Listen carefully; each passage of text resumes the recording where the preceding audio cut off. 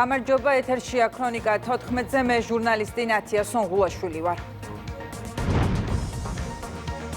სალომე ზურაბიშვილის საკონსტიტუციო სარჩელზე, რომელიც გამჭვირვალობის კანონს ეხებოდა, მიხეილ ყაველაშვილმა უარი თქვა. მამუკა ხაზარაძე და ბადრი ჯაფარიძე პარლამენტში საგამოძიებო კომისიაზე დაიბარეს.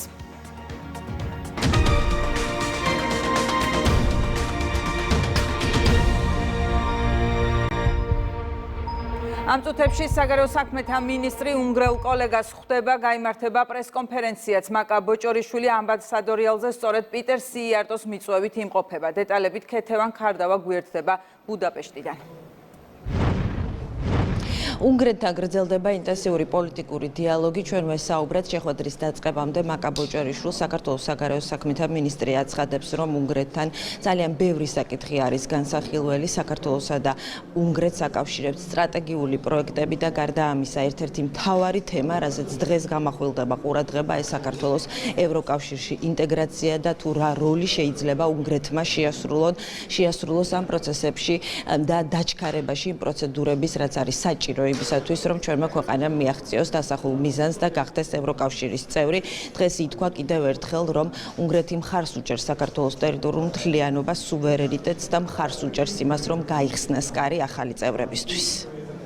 ჩვენ რა თქმა უნდა მადლიერი ვართ უნგრეთის პოზიციონირებასთან დაკავშირებით, რასაც ის ახორციელებს ევროკავშირის შიგნით, მაშინ როდესაც საქმე ეხება იმ უსამართლო კრიტიკას და უსამართლო ნაბიჯებს, რომელიც ითქმევა რიგი პოლიტიკოსების მხრიდან საქართველოსთან მიმართებაში და მცდელობები, რომელიც არის საქართველოსთან მიმართებაში გამოყენებულ იქნას არაპროპორციული უსამართლო ზომები, რასაც უნგრეთი მტკიცედ ეწინააღმდეგება და ჩვენ რა თქმა უნდა ამას ძალიან ვაფასებთ და ვაფასებთ მეგობრობას, რომელსაც იჩენს და პარტნიორობას უნგრეთი საქართველოსთან მიმართებაში. პატივია უნგრეთის საგარეო საქმეთა მინისტრის მხრიდან, რომ ვიყო მე დღეს აქ და მონაწილეობა მივიღო ელჩების ყოველწლიურ შეხვედრაში, სადაც უნგრეთის საგარეო საქმეთა მინისტრი დიპლომატიურ კორპუსთან ერთად განიხილავს სხვადასხვა მნიშვნელოვან საკითხებს, რაც დგას უნგრული დიპლომატიის დღის წესრიგში და რა თქმა უნდა, ჩემთვის ერთი რომ პატივია და სასიამოვნოა, რომ ვარ აქ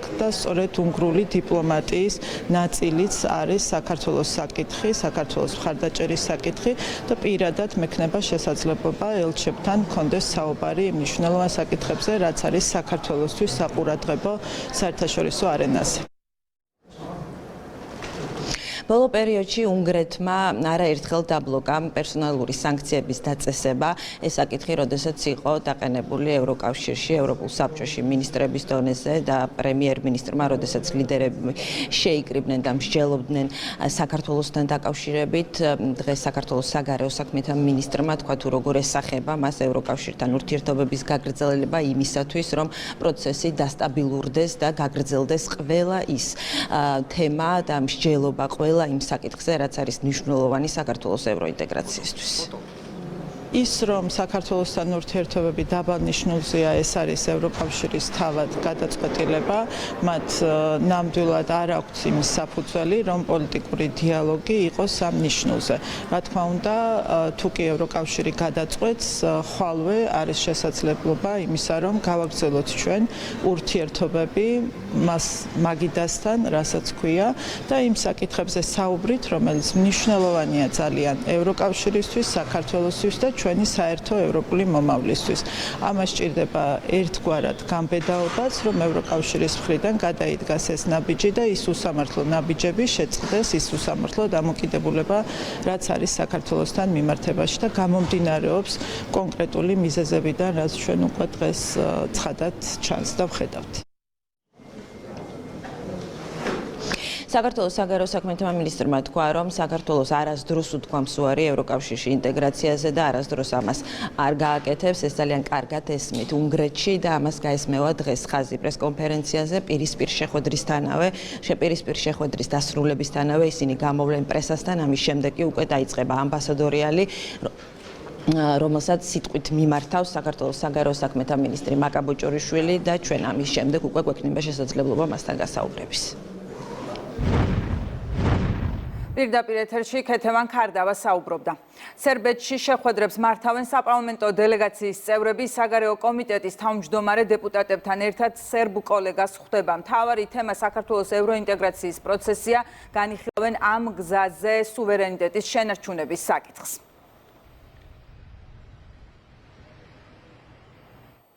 ხვალ 2012 წლებში მოქმედი რეჟიმისა და რეჟიმის პოლიტიკური თანამდებობის პირების საქმიანობის შემსწავლელი საქართველოს პარლამენტის დროებითი საგამოძიებო კომისიის მეოთხე სხდომა გაიმართება. დღის წესრიგშია ბიზნესზე ზეწოლის ერთ-ერთი საქმის განხილვა. დაბარებულები არიან ჯემალ ლეონიძე, მაგნატის მესაკუთრე, მისი ადვოკატი, ასევე ბადრი ჯაფარიძე და მამუკა ხაზარაძე. დეტალებს მერგი ნარსავიძე გაგვაცნობს.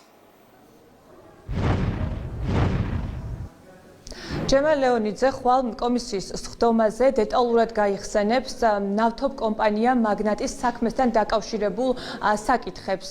კიდევ ერთხელ ისაუბრებს იმაზე, თუ რა როლი ჰქონდა მისთვის ბიზნესის წართმევასა და შემდეგ კეზერაშვილისთვის გადაფორმებაში სწორედ მამუკა ხაზარაძეს. ამ დეტალებს საზოგადოება ჯემალ ლეონიძის მხრიდან მოისმენს, რაც შეეხება მამუკა ხაზარაძეს და ბადრი ჯაფარიძეს, აპირებენ თუ არა ისინი მოვიდნენ კომისიის სხდომაზე და დაესწრონ სხდომას და წარმოადგინონ საკუთარი პოზიციები. ამასთან დაკავშირებით ჩვენ ვცადეთ მათთან დაკავშირება, თუმცა ისინი ქრონიკის ზარებს არ პასუხობენ.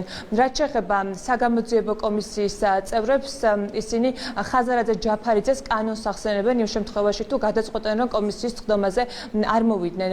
დღეს როგორც საპარლამენტო ოპოზიციის წარმომადგენლებმა, ისე უმრავლესობის წევრებმა ისაუბრეს საგამოძიებო კომისიის მნიშვნელობაზე და იმ საკითხების მნიშვნელობაზეც ასევე, რომელსაც შეისწავლის სწორედ საგამოძიებო კომისია. პარლამენტის თავმჯდომარემ აღნიშნა, რომ მნიშვნელოვანია საზოგადოებამ, განსაკუთრებით კი ახალგაზრდებმა მოусმინონ ამ სხდომებს და გაიგონ თუ ვინ არიან კონკრეტული პოლიტიკოსები და რა პოლიტიკურ ძალებს წარმოადგენენ ისინი, რომლებიც ცდილობენ პერიოდულად საზოგადოება, განსაკუთრებით კი ახალგაზრდები სხვადასხვა საკითხებთან დაკავშირებით შეიყვანონ შეცდომაში. სავალდებულო არის და მათივე ინტერესია, რომ არ დაარღვიონ სისხლის სამართლის კოდექსი. მნიშვნელოვანი არის, რომ საქართველოს მოსახლეობამ და ასევე ქვეყნის გარეთაც კიდევ ერთხელ ყველამ შეხედოს. განსაკუთრებით ახალგაზრდებმა უნდა უყურონ ამ პროცესს და ნახონ რა საქართველოს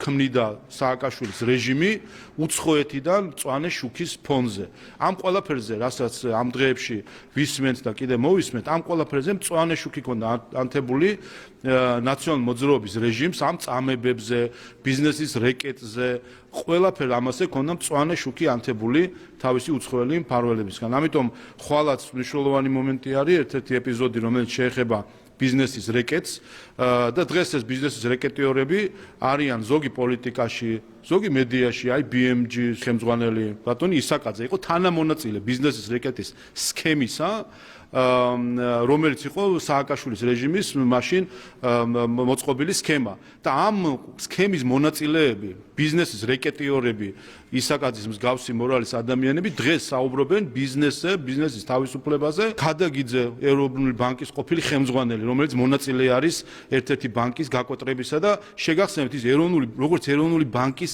პრეზიდენტი იყო ჩართული ბანკის გაკოტრებაში. აი ამ მოძალადე რეკეტიორ ადამიანებთან მქონდა საქმე და დღესაც ზუსტად იგივე ხალხი არის, ვინც ვითომ ოპოზიციას წარმოადგენს, ზუსტად იგივე ხალხი არის, ვინც ქუჩაში დგას. რომ ვეცნობი ამ მასალებს კიდევ ერთხელ თვალწინ ცოცხლდება ის უკანონობის, ძალადობის, საკუთარი მოქალაქეების მიმართ ცინიზმის მთელი ეპოქა, რომელიც ასაც ნაციონალური მოძრაობის დროს ჰქონდა ადგილი და ძალიან ბევრ ამ საქმეში იკვეთება მამუკა ხაზარაძის, ბადრი ჯაფარიძის და ასეთი ვითომ ხელისუფლებაში არ მყოფი გარკვეული პირების საქმეები, რომლებიც ამ დროს სინამდვილეში ჩართული იყვნენ ხელისუფლების ამ ძალადობრივ მექანიზმების აღსრულებაში.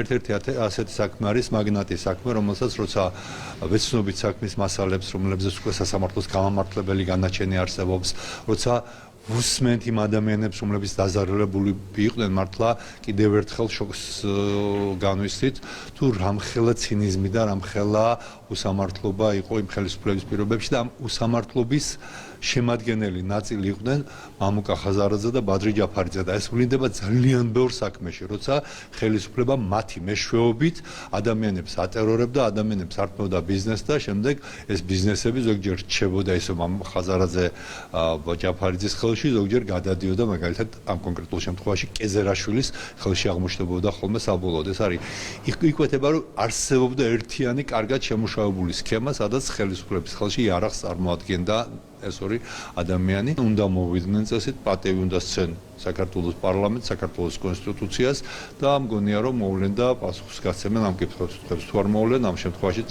არსებობს შესაბამისი მექანიზმები გათვალისწინებული სისხლის სამართლის კოდექსში. სამწუხაროდ ამ პროცესებში, რასაც ქვია რეჟიმის დაცმოძრაობის მიერ დატერორება ადამიანების, მათ შორის ბიზნესის რეკეტები, მონაწილეობდა საკმაოდ აქტიურად TBC ბანკი. ამ შემთხვევაში ჯაფარიძე, ხაზარაძე. ფიქრობ, რომ გარდა იმისა, რომ უარის შემთხვევაში იციან, რომ სისხლის სამართლის საქმის აღძვრა არსებობს, ეს იქნება ღია დადასტურება იმისა, რაც მათ წინააღმდეგ ისედაც არსებობს საზოგადოებაში და ზოგადად დოკუმენტებში, თუ როგორ ხდებოდა სამწუხაროდ მათ მიერ გაგზავნილი ადვოკატების საპატიმროში გაგზავნილი ადვოკატების მხრიდან ხელშეკრულებების შეთავაზება. საპატიმროში, როდესაც პატიმარზე სესხს გასცემ, იცი რა სიტუაციაა საპატიმროში და ამავდროულად წილებს გადააფორმებინებ და ამაში შე როგორც ბანკი მონაწილეობ. ბუნებრივია რომ აქ ეჭვიც კი აღარ არსებობს იმასთან დაკავშირებით, რომ სამწუხაროდ სავარაუდო მონაწილე ხარ აი ამ რეკეტების. თავად ფაქტები არსებობს იმასთან დაკავშირებით, რომ აი ამ კომპანიის მფლობელს შესთავაზეს, რომ TBC ბანკი შეიძენდა 25%-ს. მანამდე იძულების წესით მთლიანად დააფარინეს, აბსოლუტურად მთლიანად დააფარინეს კრედიტი. მიუხედავად იმისა, რომ კომპანიის მფლობელი ეუბნებოდა, რომ ამ კრედიტის დაფარვით კომპანიას პრობლემები შეექმნებოდა, ჯერ დააფარინეს და შემდგომ აი ესეთ სიტუაციაში შესთავაზეს, რომ TBC ბანკი შეიძენდა წილს აი ამ კომპანიაში და მე შემდგომ არსებობს კიდე გაგრძელებები, რა თქმა უნდა.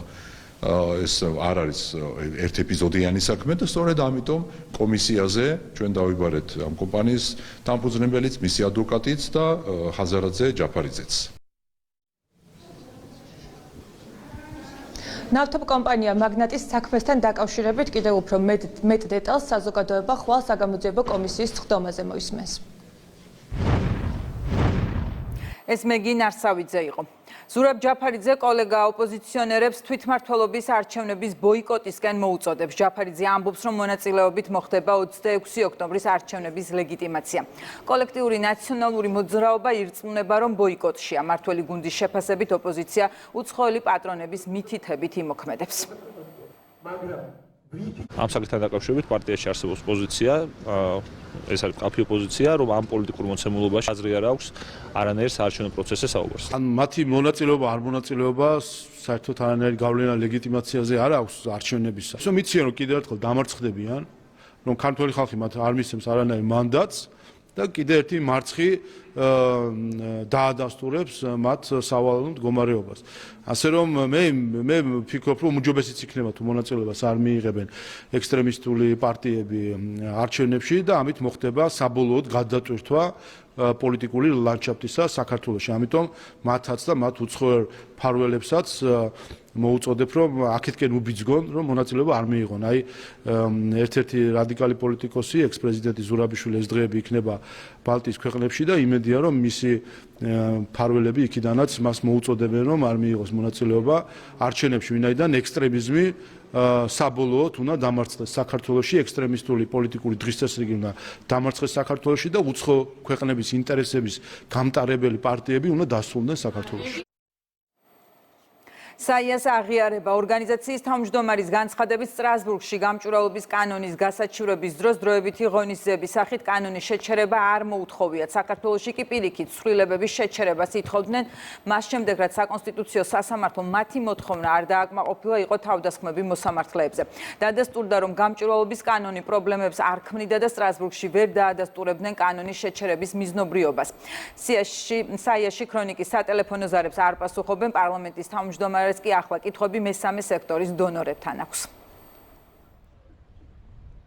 ფაქტობრივად მათ აღიარება გააკეთეს, რომ რაიმე წინაპირობა იმის, რომ ეს კანონი, გამჭვირვალობის კანონის მოქმედება ევროპულ კონვენციას არ ღვევდა არასამთავრობო ორგანიზაციებთან მიმართებით, ფაქტობრივად ეს იყო მხოლოდ წინასაარჩევნოდ შექმნილი რაღაც აჟიოტაჟი, მითი და ის რეალობაც არ შეესაბამება, რადგან საზოგადოებას ძალიან კარგად ახსოვს, როგორი აღტკინებით ითხოვდნენ საკონსტიტუციო სასამართლოს წინაშე თითქოს ამ კანონის მოქმედება ყოველი დღე გამოუსწორებელ ზიანს აყენებდა არასამთავრობო ორგანიზაციებს და მისი მოქმედება დაუყოვნებლივ უნდა შეჩერებულიყო.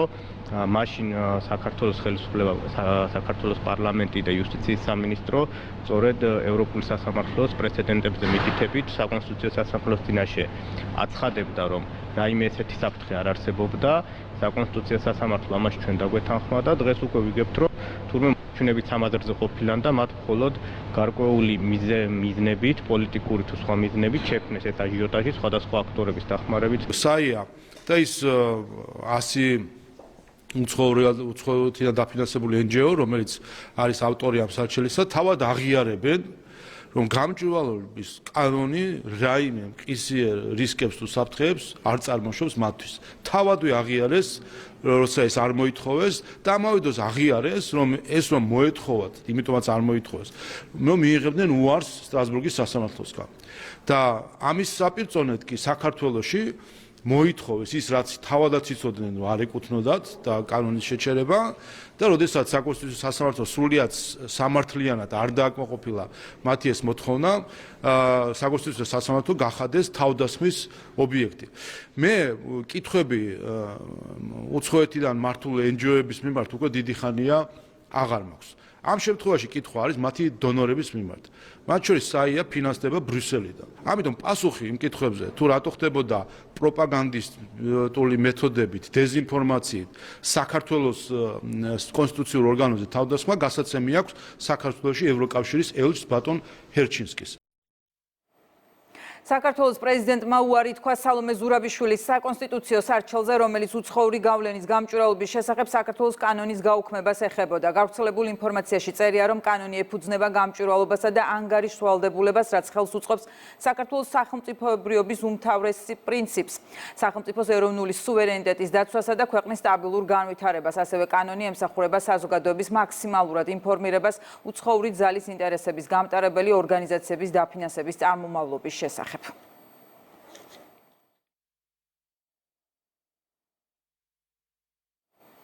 არასამთავრობო ორგანიზაციებმა და ცალკეულმა მედია საშუალებებმა ჯერ ქართულ გამჭვირვალობის კანონს დაარქვეს რუსული, ახლა კი იმავეს ამერიკული კანონის ზუსტ ასლზე ამბობენ.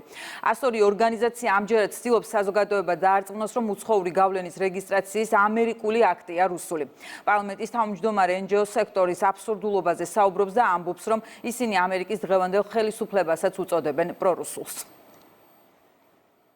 სტიგმატიზება კანონების როგორც რუსული კანონი და ასე შემდეგ, ხომ ნახეთ და ბოლო პერიოდში კარგად ხედავთ, რომ ეს არ არის საქართველოში მოფიქრებული პროპაგანდისტული ილეთი. ხედავთ, რომ ამ ილეთს როგორ იყენებენ ამერიკის ადმინისტრაციის წარმომადგენლების წინააღმდეგ და როგორ იყენებდნენ ტრამპის წინააღმდეგ, მათ შორის ზუსტად ისინი, ვინც აფინანსებენ აი ამ NGO-ებს. ეს NGO-ები ტრამპის ადმინისტრაციასაც უწოდებს პრორუსულს. შარშან ოქტომბერში, 2024 წლის ოქტომბერში გამოვიდა გადაწყვეტილება, სტრასბურგის სასამართლოს გადაწყვეტილება რუსეთთან დაკავშირებით, რუსეთში მოქმედ კანონთან დაკავშირებით, სადაც სტრასბურგის სასამართლომ ჩამოწერა 6 კრიტერიუმი, რატომაც იყო, რა შემთხვევაში იყო ადამიანის უფლებათა ევროპული კონვენციის დამრღვევი ამ ტიპის კანონები. არც ერთი ამ 6 საკითხისგან ქართულ კანონში არ არის.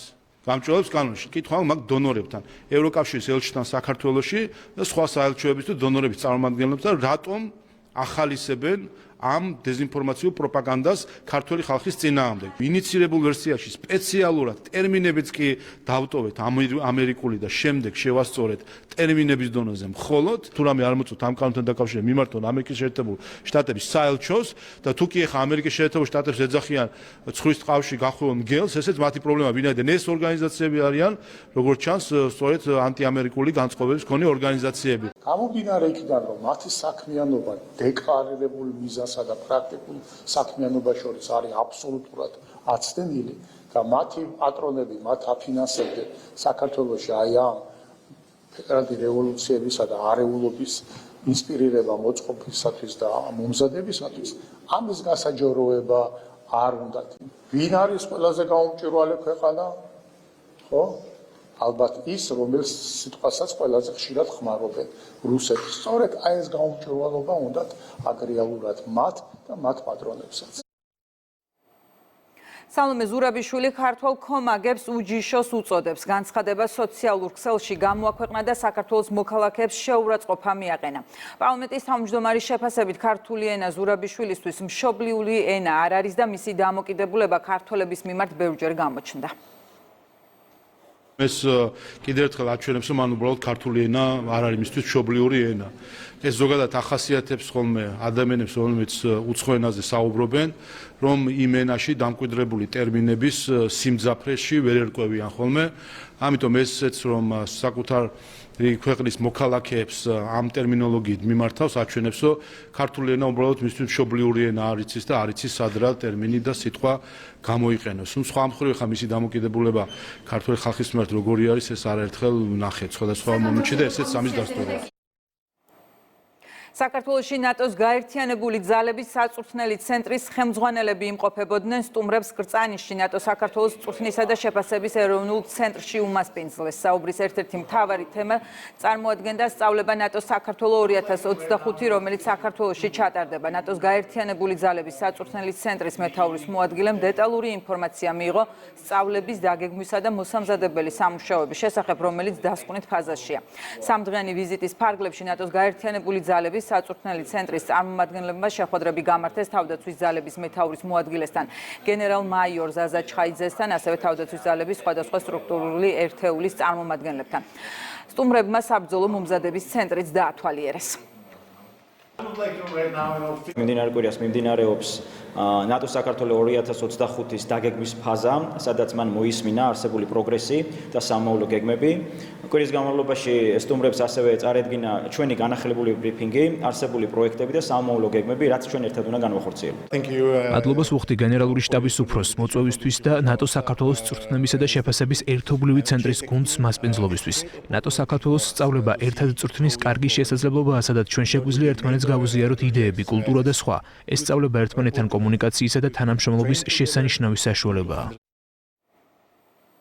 ცხოვრების დონის ხანგრძლივი გაუმჯობესებით საქართველოს მსოფლიოს საუკეთესო ხუთეულში ანგარიში ოქსფორდის უნივერსიტეტის კეთილდღეობის კვლევის ცენტრმა გაეროს მდგრადი განვითარების გადაწყვეტილებების ქსელთან და საერთაშორისო შემფასებელ კვლევით ორგანიზაცია გელაბთან პარტნიორობით გამოაქვეყნა. ანგარიშში წერია, რომ ხუთივე ლიდერი ცენტრალურ და აღმოსავლეთ ევროპაში მდებარეობს სერბეთი, ბულგარეთი, საქართველო, ლატვია და რუმინეთი. მთლიანობაში მსოფლიო ბედნიერების ინდექსის ზოგად რეიტინგში საქართველო წელს 91 ადგილზეა. საქართველოს მსოფლიოს საუკეთესო 50 ქვეყანას შორის მოხვდა ორი კრიტერიუმით, როგორიცაა თავისუფლება და კორუფციის აღქმა. 2012 წლის შემდეგ ბედნიერების ინდექსის გაუმჯობესების მიხედვით კი საქართველოს მსოფლიოს საუკეთესო 10-ში მერვე პოზიციაზე გავიდა.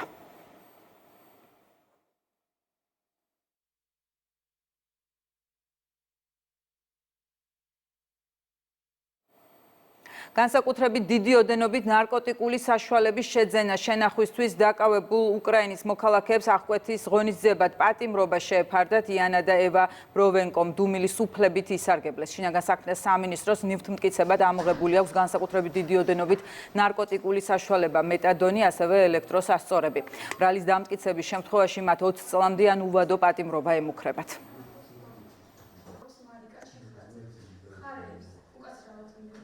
არსებობს მტკიცებულებები მართალია, რომლებიც ადასტურებენ, რომ ეს იყო ნარკოტიკული საშუალები დიდი რაოდენობით, მაგრამ ეხლა ველოდებით ექსპერტის დასკვნას, რომელიც სუნის მიხედვით სუნი აუღეს და სუნის მიხედვით აქ ქონდა თუ არა შეხება ამ ნარკოტიკულ საშუალებს და ეს უკვე გადამწყვეტი იქნება და მერე გვექნება საბოლოო გადაწყვეტილება. გავეცანი საქმის მასალები, გადმოგვეცა კანონი დადგენილ ვადაში და დასაცავი პირი ამ ეტაპზე იყენებს დუმილის უფლებას. სასამართლომ სრულად გაიზიარა ბრალდების მხარის მიერ წარმოდგენილი მტკიცებულებები და ორივე ბრალდებულს აღკვეთის ღონისძიების სახით შეუქმნა პატიმრობა. მიიჩნია, რომ დასაბუთებული იყო სამივე ფორმალური საფუძველი, მათი მხრიდან როგორც ახალი დანაშაულის ჩადენის საფრთხე, ასევე მიმალვის და მტკიცებულება და განადგურების რისკი. ბრალდების მხარე მათ ედავება ერთ ბრალდებულს ნარკოტიკული საშუალება მეთადონის შეძენა შენახვას, ხოლო მეორე ბრალდებულს ისევე როგორც მეთადონის, ასევე ნარკოტიკული საშუალება ალფა-პვპ-ს უკანონო შეძენა შენახვას. დიახ, როგორც მოგეხსენებათ, ერთ-ერთი ბრალდებული საცხოვრებელი ოთახის ჭრეტის შედეგად ამოღებული არის როგორც ნარკოტიკული საშუალებები, ასევე ელექტროსასწორები. შესაბამისად, საგამოძიებო მოქმედებები ამ მიმართულებით ინტენსიურად გრძელდება. გუდავაძე პატარკაციშვილის ფონდსა და მასწავლებელთა პროფესიული განვითარების ეროვნულ ცენტრს შორის ურთიერთთანამშრომლობის მემორანდუმი გაფორმდა. დოკუმენტი საქართველოში მცხოვრებელ ტოლვილი და თავშესაფრის მაძიებელი მოსწავლეებისთვის ქართულის როგორც მეორე ენის სწავლებაზე ხელმისაწვდომობის მხარდაჭერას მოიცავს.